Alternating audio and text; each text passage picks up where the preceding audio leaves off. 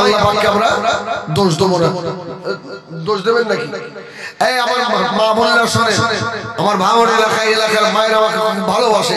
আমি মা বোনদের বলছি, এবারে তোমাদের বলি, অনেক সময় দেখবেন মায়েরা বড়ি দেয়, দেয় না বাবা? এই তো সেই সময় নাকি বড়ি কখন দেয়? শীতকালে দেয়, শীতের সময় বড়ি দেয়। এখন খাদিজার মা বড়ি দিয়ে যদি আকাশে মেঘ করে, অনেক মা বোন কি বলে, আল্লাহ এক চোখ, আল্লাহর কি একটা চোখ? আমার মা খবরদার বলবেন না কথা।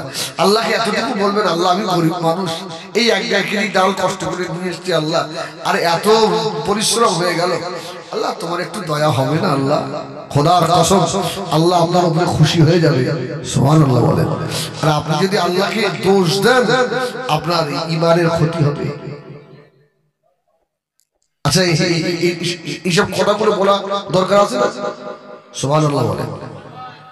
আমার ভাইজানেরা, সোনাবাড়ি ঘেরা, এই জন্য বাচ্চাদের ভালোবাসতে হবে, আল্লাহকে দোষারোপ করা যাবে না বাবা। হযরত লুকমান আলাইহিস সালাম আল্লাহ দরবারে শুকরিয়ার নামাজ পড়ে আর শুকর আদায় করলেন। আল্লাহ লুকমান, বুঝতে পারি না আপনি যে আমাকে এত ভালোবাসেন। অনেক নবীর নাম কোরআনে নাই, কিন্তু এই কালো পেটে হযরত লুকমানের নাম আল্লাহ কোরআনে তুলে দিয়েছে। জোরে বলুন সুবহানাল্লাহ। একটাই কারণ, ইয়া বুনাইয়া কিমিস সালাত ওয়া আমরু বিল মারুফ ওয়া নাহি আনিল মুনকার ওয়াসবির আলা মা সাবাকা ইন্না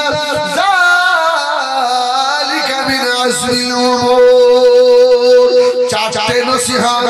সুবহানাল্লাহ বলেন। এক নম্বর সালাত, আকিমিস সালাত। দুই নম্বর আমরু বিল মারুফ, সৎ কাজের আদেশ। তিন নম্বর অসৎ কাজ থেকে মানুষকে বিরত রাখা। চার নম্বর সবর করা। সুবহানাল্লাহ বলেন। এই চার কাজে আল্লাহ খুশি হন। এই আমার দিকে ফেরেন, বাস্তবে একটু কিছু বলি। আপনাদের মসজিদে জুমার দিনে এমন বাচ্চাগুলো নামাজ পড়তে যায়, আচ্ছা বাচ্চারা কি ঝামেলা করে না? করে না? আচ্ছা কি দেখবেন বয়স্ক লোক আছে, এদিকে যায় না, এই মসজিদ থেকে ঘাট দুর্বার করতে। আমি বলবো যে মুসল্লিটাই বাচ্চাদের বার করে দিতে বলে, ওর ঘাটটা ধরে গলা টিপে মসজিদ থেকে বার করে দেবে। বুড়ো তোমার তো শোন হয়ে গেছে, আর থাকবা কদিন? ওই বাচ্চাগুলো আমাদের ভবিষ্যৎ। ঠিক না ভুল বলে? আরে তোমার এই যোগ্যতা নেই, দেখবেন বাচ্চাদের দোষ নয়, যেখানে বাচ্চারা বসে ওখানে কিছু শয়তান লোক বসে থাকে, টুক করে চিমটি কেটে দিয়ে চুপ করবে। দেখবেন বাস্তব জোর মালিক এবার শুরু হয়ে গেল, এবার সারা মসজিদ হই হই হই হচ্ছে। আপনার উচিত কি, যে বাচ্চাটা নামাজ পড়তে এসে ঝামেলা করছে, ওই বাচ্চাটাকে ডেকে নিয়ে আস্তে আস্তে পাশে বসাবেন। বলছি এটা মসজিদ বাবা, এখানে যদি কথা বললে পাপ হয়, কি তুমি আমার পাশে নামাজ পড়ো খোকা? হ্যাঁ, আমি যেভাবে নামাজ পড়ছি এইভাবে পড়ো। আচ্ছা বল, ওই বাচ্চাটা ঝামেলা হবে? তুমি তো আত্মীয় জানো না চাচা, বাবা বাবা বাবা আর কিছু বোবা, তুমি ওজন নিয়ে তো জানো না, দোয়াই কুনুত বললি তাও তুমি বুঝতে পারো না। মাথায় হাজি রুমাল বাঁধার কায়দা কি জানো? পাগড়ি বেঁধেছে।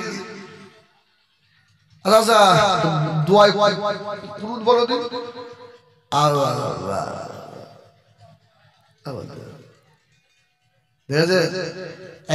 এখনকার বাচ্চারা আপনাদের থেকেও পাকা, ঠিক কিনা বলে? এইটুকু বাচ্চা জবাব দিল বেলাল। সুবহানাল্লাহ। এই জন্য বাচ্চাদের ভালোবাসবে, ভালো উপদেশ দেবে। একটা ভালো ঘটনা শোনাবো এবারে। সুবহানাল্লাহ বলে। হযরতে বাইজিদ বুস্তামির একটা ঘটনা শোনাবো, শুনবেন আপনারা? হ্যাঁ, তবে আমি ভাবছেন যে বাইজিদ সেই পানির গিলাস নিয়ে বসে থাকতো, না না, ওইসব অস্ত্র শুনে আপনাদের কান সব খারাপ হয়ে গেছে কি? আচ্ছা বলেন, বাইজির মায়ের মাথার কাছে পানি নিয়ে দাঁড়িয়ে ছিল, এ ওয়াজ একজনের নেই মুখস্থ, হাত তোলেন।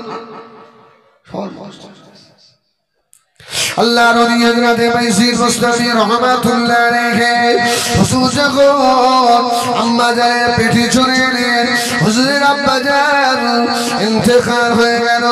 হযরত বাইজির মা চিন্তায় পড়ে গেল, আল্লাহ আমার পেটে বাচ্চা রেখে দিয়ে এই আমানত দিয়ে আমাদের বাড়িওয়ালা চলে গেল। জনম দুঃখিনী মা নিয়ত করে দিয়েছে, আমার পেটের বাচ্চা যদি ছেলে হয়, ও রব্বুল আলামিন আল্লাহ এই ছেলেটাকে আমি আলেম বানাবো। জোরে বলুন সুবহানাল্লাহ। ছেলেটাকে আলেম করব।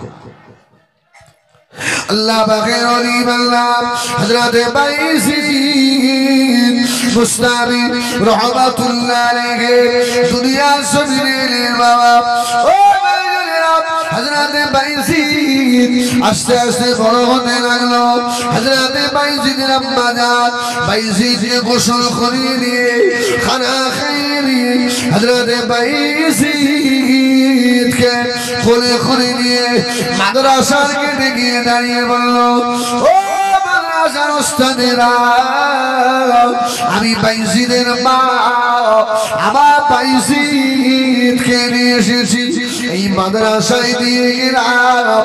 যতদিন আমার বেটা আলেম না হবে আমি মা আমার বাইজিদের মুখ দেখবো না।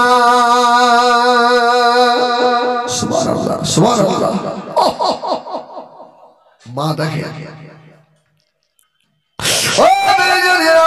হযরত বাইজিদ আর কোনো ভাই নাই, বোন নাই, মায়ের কতটা ত্যাগ দেখেন। হযরত বাইজিদকে মাদ্রাসার গেটের কাছে দিয়ে জনম দুঃখিনী মা আর থাকতে পারে না, হাও হাও করে কাঁদে, আল্লাহ আমার বাইজিদকে আলেম বানিয়ে দিও আল্লাহ।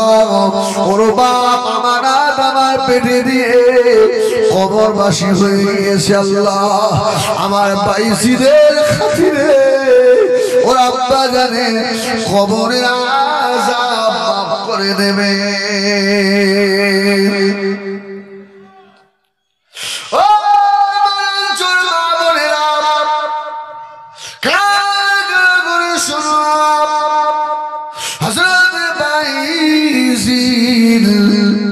হুজুরকে মাদ্রাসায় নিয়ে আম্মা জান চলে আসছে, বারবার পিছন দিকে তাকা, আমার বাইজিদ আর দেখা হবে না।